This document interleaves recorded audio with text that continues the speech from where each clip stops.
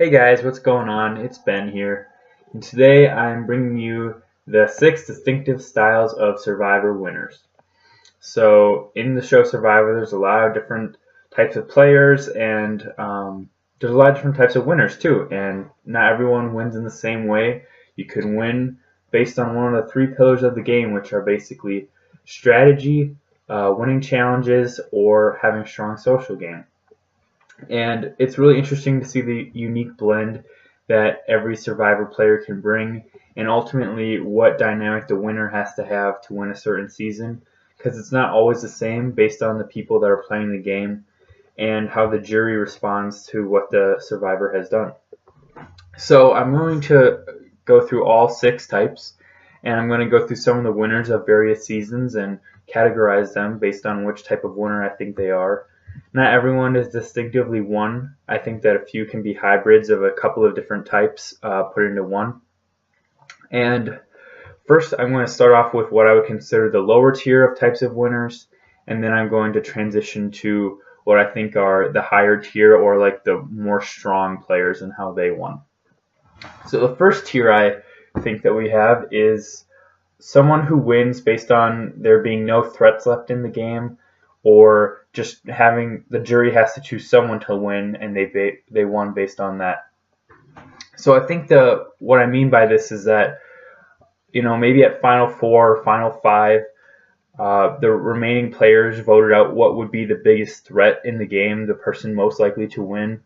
A good example of this could be Yowman in Fiji. Everyone considered him the runaway winner, and then he got to Final Four and everyone agreed to vote him out. Or another example would be David in Millennial versus Gen X. In the Final Four, everyone was considering him the heavy favorite to win, and the Final Three voted him out. But those seasons aren't themselves situations where this was evident. I'd say the strongest example of this would be probably season 25 Philippines, where the final was Denise and Lisa and Skupin. And at the Final Four, they had voted out Malcolm, who I thought had played the strongest game of anyone that season. He was a good strategist. He had won immunity challenges. He had everything going for him. He had the comeback story. And he got voted out at the Final Four by the 3 remaining people. And so Denise goes on to win the Final 3 because she had had a similar story to him in that they had come from the weakest tribe and still made it to the end. But I think the biggest difference between Malcolm and Denise is that Denise didn't have as many immunity wins, and she didn't really display as much strategy as Malcolm because she was never in the majority alliance, and she didn't do that well at forming alliances once she had gotten to the merge, and she sort of just floated in the background, and then at the very end she was left, and everyone thought that Skupin and Lisa had sort of just been sliding by the whole time and hadn't done much either. And so Denise really had the best case, considering that she had come from the weakest tribe and everyone thought that she had overcome the most. But really, I think she won more as a result of there being no other clear choice and the other 2 not really doing that great of a job getting the final tribal, rather than actually putting forth a strong game. The next type would be a late immunity run. This is also in the lower tier. It's what I would consider one of the types of wins where people have often criticized these seasons in which someone wins based off of a late immunity run. So this isn't like someone who wins immunities throughout the merge, like they won the first challenge in the merge, the third, the fourth, and then they win the last 2. This is like somebody kind of floats along throughout the entire merge and then gets maybe down to Final 6, and people are thinking of taking them out, but then they win the last 3 immunities and get in the final.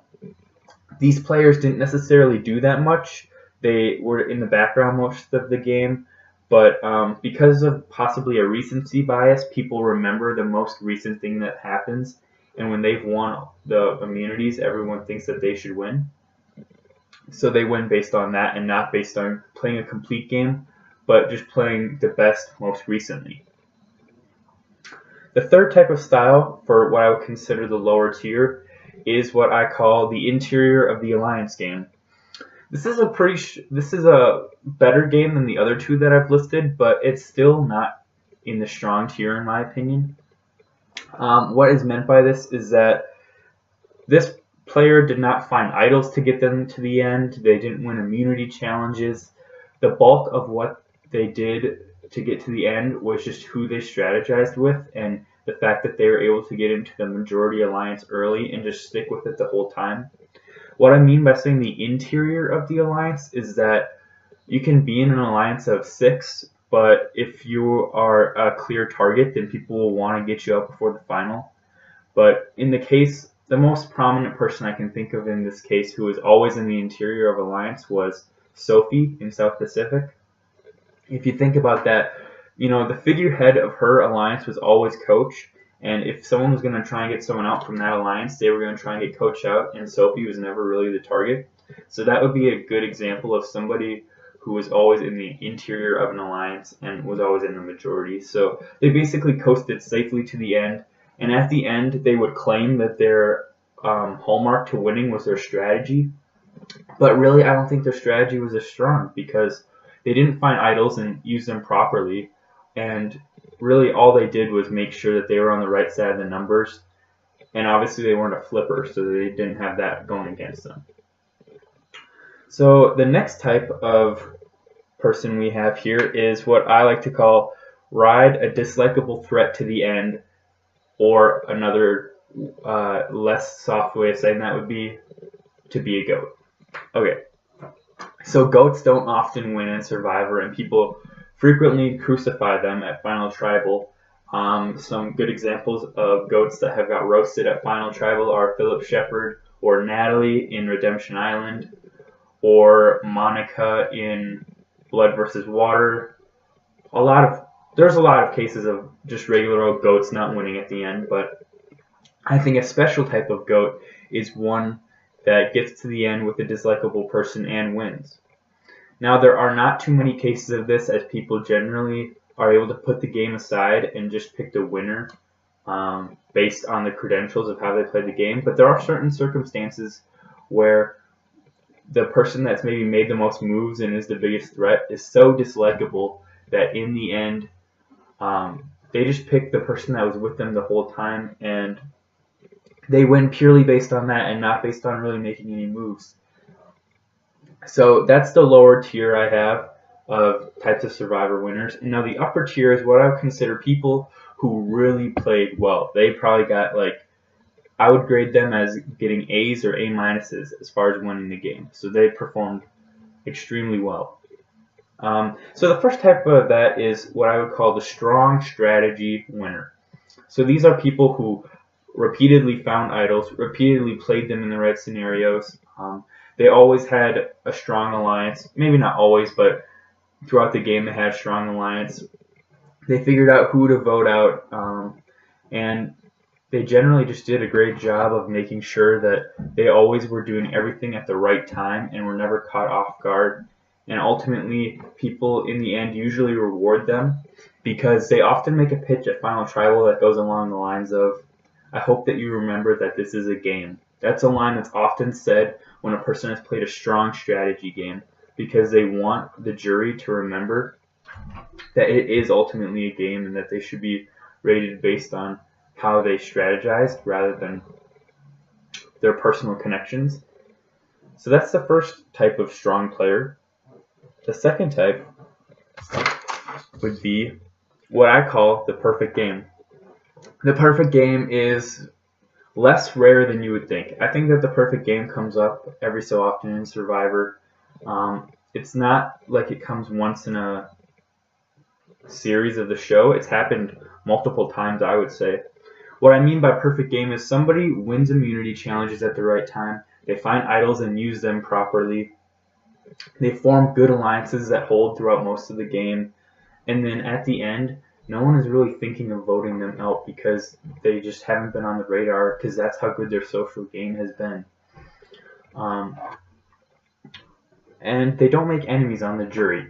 A person can get to the end, but if they have blood on their hands and they don't feel bad about it, or they rub it in people's faces that they voted them out, the jury will not want to hand them the $1 million. But if they're able to successfully get to the end, vote out who they need to vote out, have won immunity enough times and have not pissed people off, then they are likely going to win the game. So now let's go through some of the different survivors over the years and how they have won Survivor.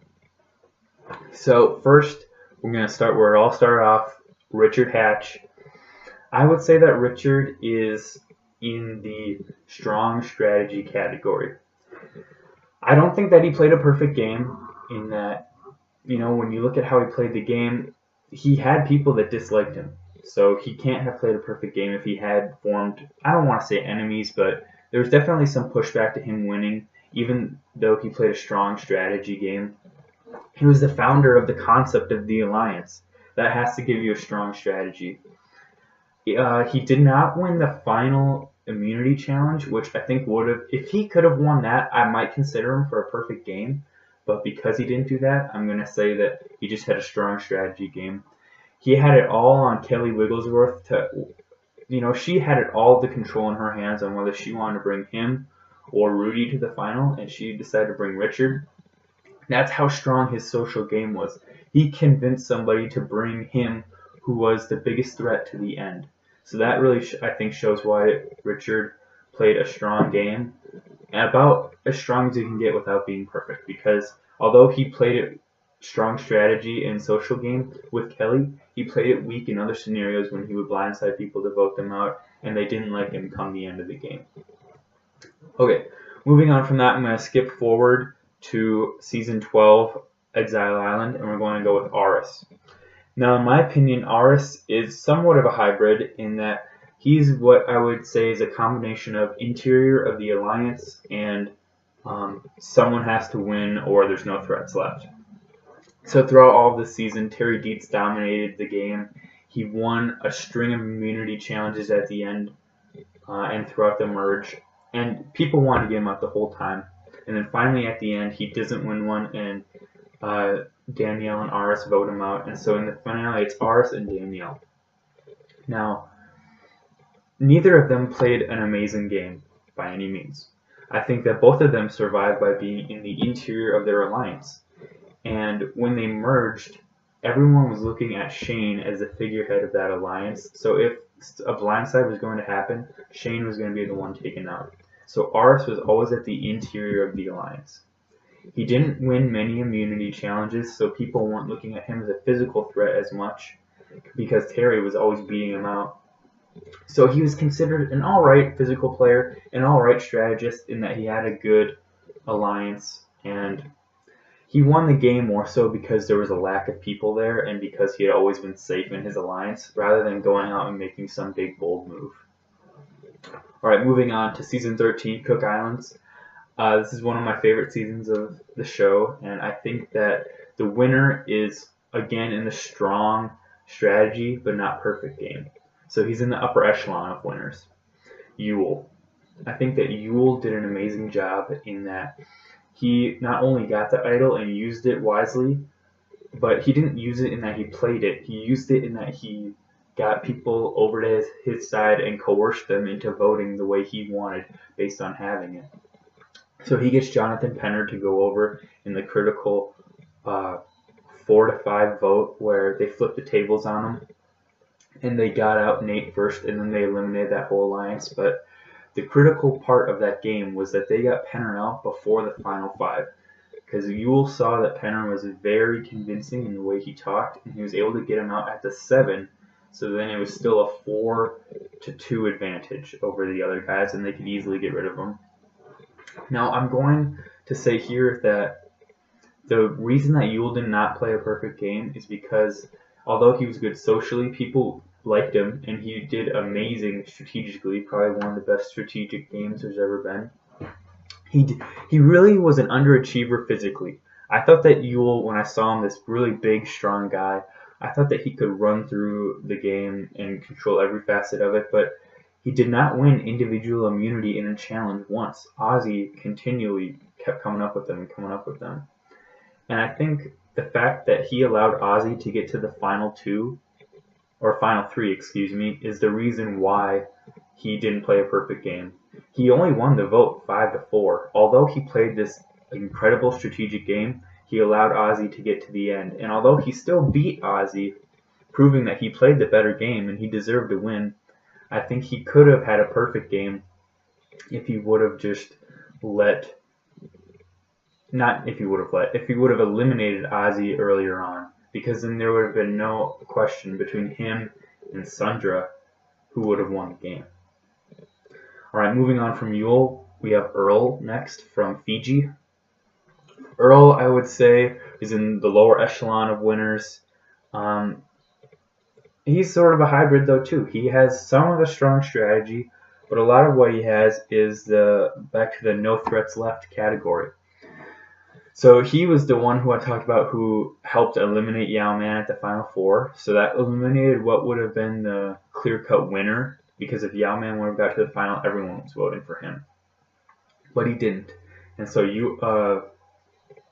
Earl got to the final and won in the first unanimous vote.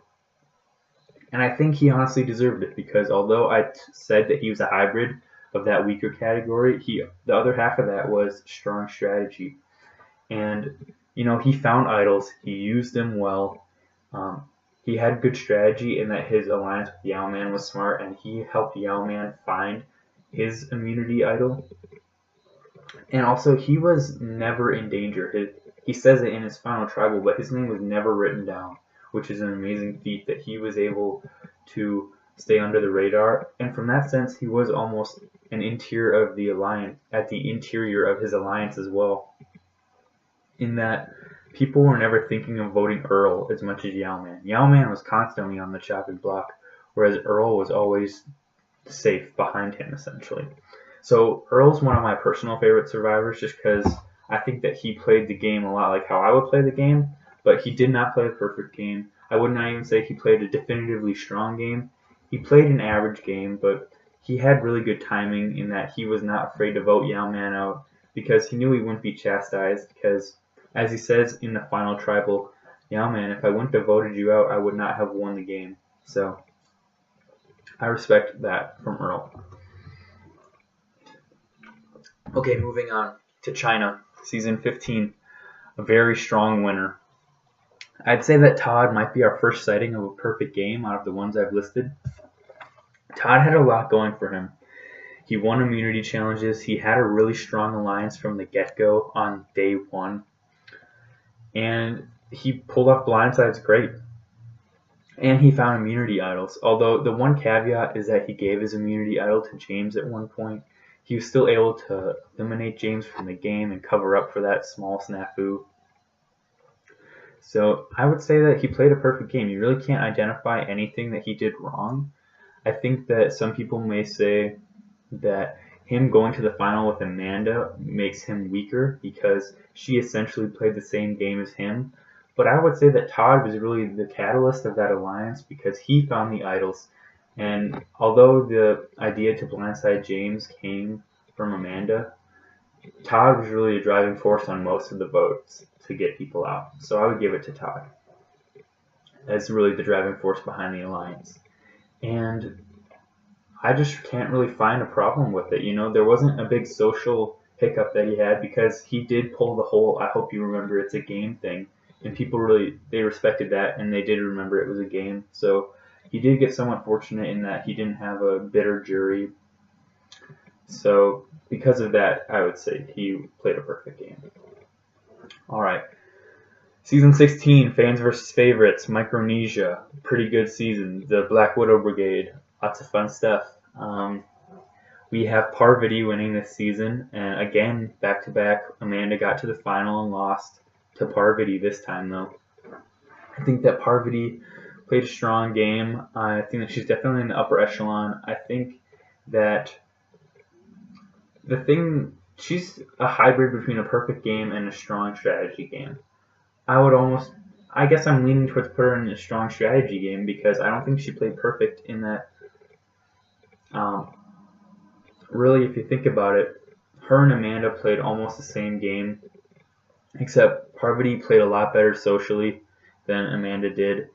And along with that, I don't think that Parvati deserves a perfect game title because She didn't win immunity challenges, really. She won one when Jason agreed to go out. And I can't remember any besides that. There's probably a few. There might be another one, but she was never definitively in control of her own destiny.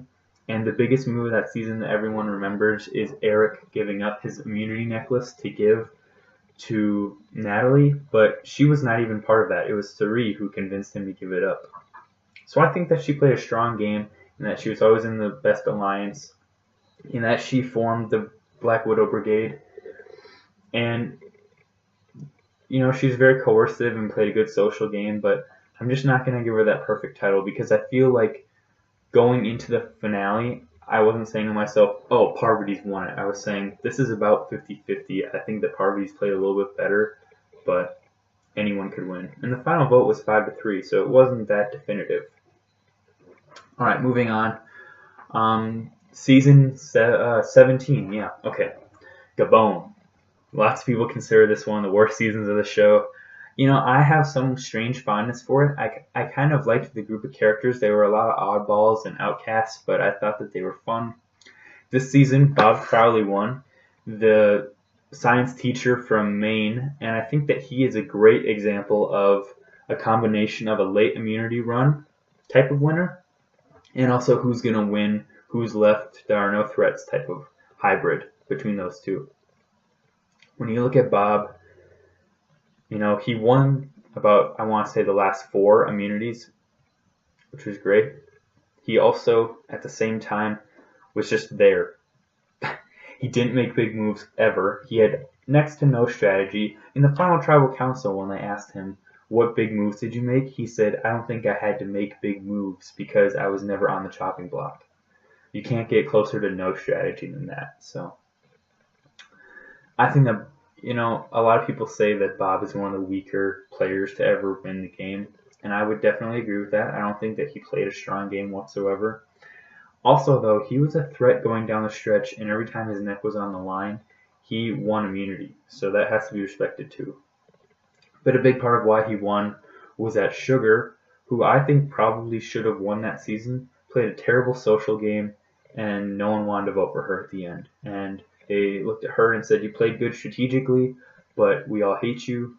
And they looked at Bob and said, you're very likable, so that's a strong social game, and you won immunity, so a lot. So that's why he won, but he was a weak winner.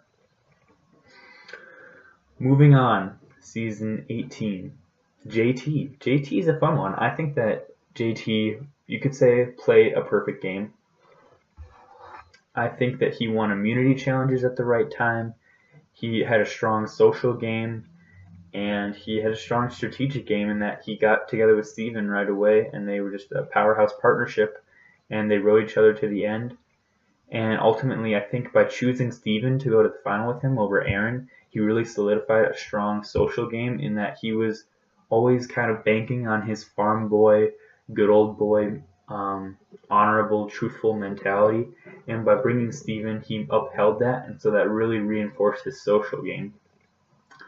And, when he had to, he won immunity right at the right time, because Steven admits that he would not have brought him if the shoe was on the other foot. So JT being in that decision-maker position is really why he won, definitely. JT, perfect game, not much more to say. Okay, let's move on. Season 19, Samoa. This is an interesting one. This is the one clear-cut, no matter what, no hybrid case, but it's a case of a goat riding a dislikable threat to the end. Natalie White is the winner of Survivor Samoa. You probably would not remember that, but she is. And did she play a great game? No. Did she strategize? She kind of was involved in getting Eric out. She whispered it to someone, and they ran with it, but I don't think that she was the main responsibility of it.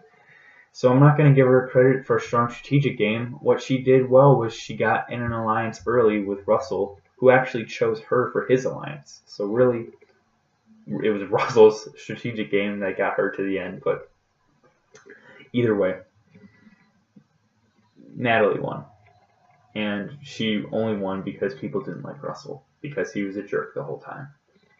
And people thought that she was the lesser of the evils. So that's why she won. Season 20. Moving on. Great season.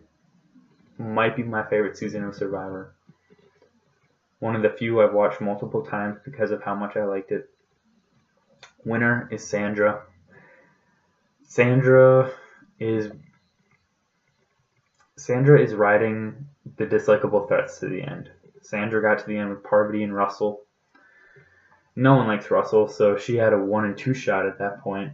And I really think that Parvati should have won, but Sandra won because Parvati had been in the same boat as Russell the whole time, same alliance, and people really had gotten tired of her too. And no one wanted to see her in the end, so they were sick to their stomach when she was. And Sandra, because she didn't do anything the whole time, could say, I didn't betray anybody, I didn't hurt anybody. So really her social game is what won her that season. But definitely in the lower tier, she more won because she rode dislikable threats. Okay. Season 21, Nicaragua, one of the funkiest seasons, having 2 people quit at the final 7. Crazy. The winner is what a lot of people consider one of the weaker ones. It was Judson, aka Fabio, and he won because of the recency bias of winning late immunities. So he is a person that you would categorize as a late immunity run. He won the last 3, I want to say. And neither of the other 2 guys were strong, and it was a little bit of a matter of, well, somebody has to win, and there are no threats, really. Sash wanted to bank on his strategic game, but once Brenda went out at number 9, his whole strategy fell apart, and he just waited in the shadows to get to the end. Chase claimed to have had a strong strategy game, but he was flip-flopping the whole time, so no one gave him credit for that, and so he didn't persuade people as much as he should have by banking on his strategy. And Fabio played a social game in that he was very nice and people liked him, and he played a good game physically in that he won immunities, but he played a terrible strategic game, probably one of the worst ever. He's up there with Bob. He was voting on the wrong side of the votes for most of the merged tribe, and no one ever wanted to strategize with him or vote with him. It's really actually amazing that he somehow won. But Fabio is definitely in the lower echelon. Alright, season 22 was Redemption Island. Probably the most dominant a player has ever played in the game. Boston Rob, wins the game easily. He wins immunity challenges when he has to. He forms the strongest alliance the game has ever seen that no one ever breaks. Everyone in his alliance thinks that they're his number 2, but only one of them really is. He gets to the end with 2 goats who have no chance of winning and easily sweeps. And he won. He did not win unanimously, actually. So I want to give a vote to Philip, but he's about as perfect a game as you can play. He was never in trouble of going home because he was at the interior of his alliance. And nobody really disliked him. Everyone more respected him because he had played the game so much, and they saw him as this kind of legend. So no one was really too hurt by him, besides Greg, when they all got eliminated. Okay. Moving on to season 23. I already covered Sophie. She is an interior of the alliance winner. She was never in trouble of going home because Coach was the dominant force of the group. So I'm going to move on. Season 24, Kim Spradlin. Kim is close to a perfect winner. I'd say actually Kim is a perfect winner. She wins immunity challenges when she has to. She's always in the stronger alliance.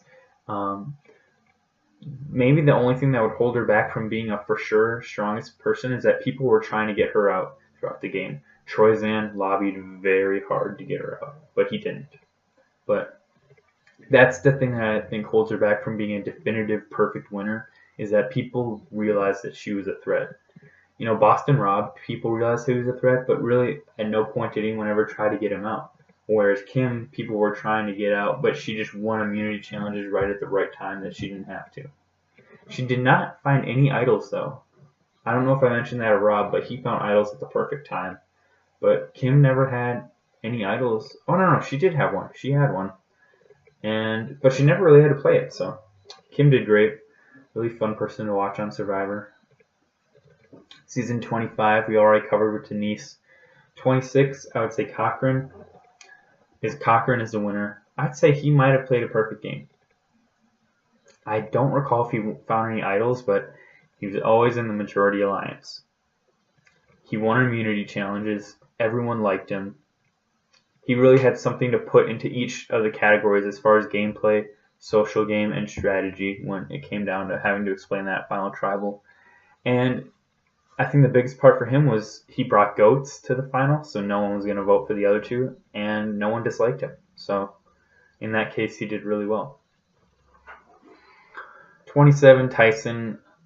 He's kind of a similar case. Strong strategy, but not perfect game. Got to the final with goats, won pretty easily. He's not really worth that season. I think is an okay season. It's actually the first ever season of Survivor I watched. I went back and watched the rest earlier on, but I didn't realize how much of a goofball he was until watching his previous seasons that he was on. But it was a good but not great performance.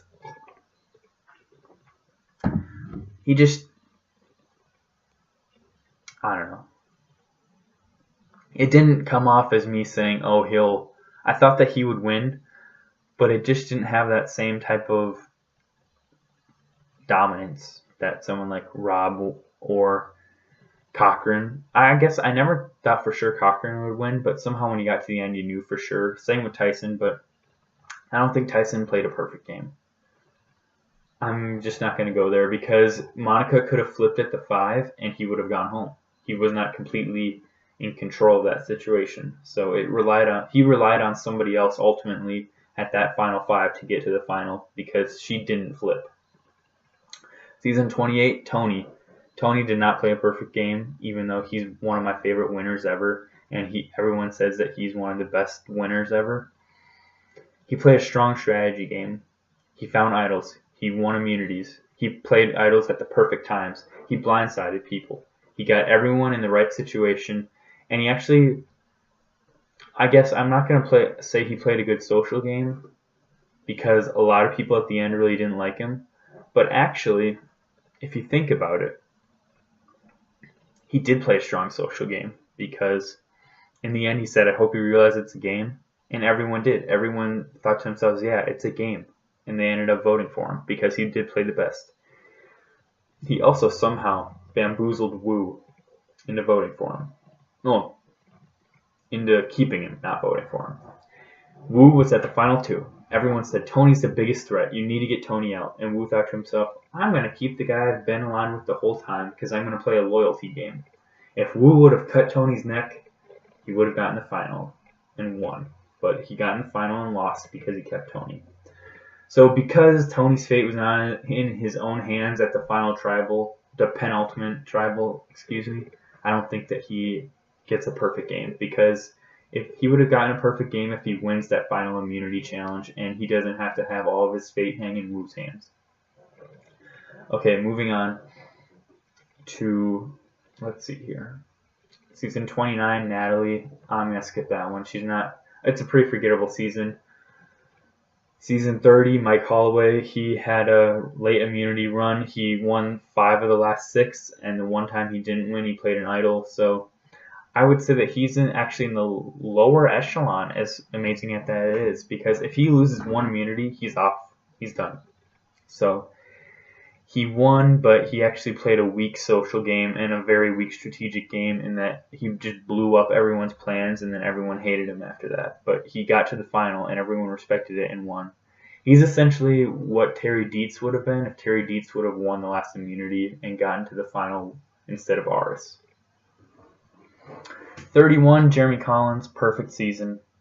You can't say anything otherwise. He got to the final with his alliance. He won immunities. He found idols. He played them all at the right time. He made a big emotional plea at the finale that he had a family of 5 and that he needed the money. So I guess you could say that that was a strong social game. I don't know what to say. He played a really good game. He probably played a game on par with Boston Rob and Redemption Island. So there's that. Season 32. This is Michelle, very forgettable winner, not even really worth the time. She was more like a there's nobody left, that's why she won. She's kind of like a classic case of this season had nobody that I thought deserved to win. I don't know. They all just kind of floated around, and then it just got down to 3 people, and they decided someone had to win. So Michelle won. Ty is one of my favorites, but Ty is really not that good at Survivor, honestly. He's good at finding idols, but he's not good at anything else, really. Alright, and season 33, Adam. This is controversial. I'm going to say Adam won because that there were no threats left. I think that Adam I think he's a really likable guy. I think he's a weak Survivor winner, though. You look at his game, and everyone says that he was the reason why David got out at the Final Four, but that was not the case. He voted for David, David voted for him, it was 1-1, and then he said to Hannah, you have to convince Ken to vote out David. And then Hannah worked her magic and got Ken to do it. But yet people remember it as Adam getting Ken to do it, but he did not. His fate was in someone else's hands at the final tribal. So, penultimate final tribal. And so I don't really think that he deserved to win from that standpoint, in that he ultimately was not in charge of his own fate at the end of the game. Also, he played an immunity idol at the wrong time. He was really good in that he found 2 idols, but he didn't play them at the right times, at least one of them. Actually, might be... No, he did play one at the right time, but he played one at the wrong time too. So I'm going to ding that off of him. Also, if you really look at the season, he didn't have any alliance, really, the whole game. He pissed off a lot of people at the first merged tribal council, and then just sort of floated under the radar for a lot of the game.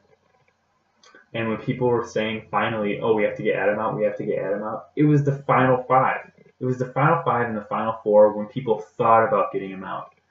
So he really flew under the radar a lot more than people thought, and not because he was safe in an alliance, because they were just getting other threats out while he slid under the radar.